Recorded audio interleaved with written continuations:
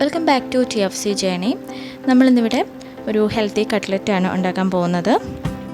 ആദ്യമായിട്ട് അരക്കപ്പ് മൈദ, ആട്ടയാണെങ്കിലും മതി, അരക്കപ്പ് അരിപ്പൊടി, പിന്നെ ഒരു അരക്കപ്പ് ഓട്സ് മിക്സിയിലിട്ട് പൊടിച്ചത്, ഒരു അര സബോള അരിഞ്ഞത്, അതുപോലെ കറിവേപ്പില, പച്ചമുളക് അരിഞ്ഞത്, അത് അതിലേക്ക് ഇട്ട് കൊടുക്കണം. 1/2 ടീസ്പൂൺ പെരുംജീരകം, 1/2 ടീസ്പൂൺ സാദാ ജീരകം, ആവശ്യത്തിന് മുളക് പൊടി, മസാലപ്പൊടി, മഞ്ഞൾപ്പൊടി, ആവശ്യത്തിന് ഉപ്പ്.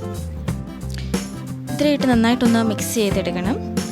എന്നിട്ട് ആവശ്യത്തിന് വെള്ളം ഒഴിച്ച് നന്നായിട്ടൊന്ന് കുഴച്ചെടുക്കണം.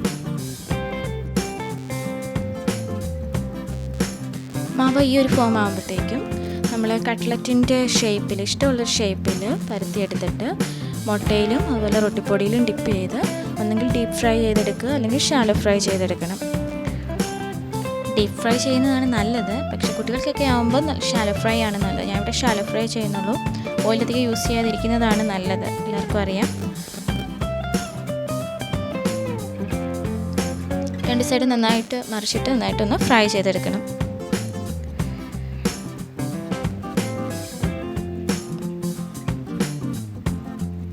ഇവിടെ റെഡി ആയിട്ടുണ്ട്.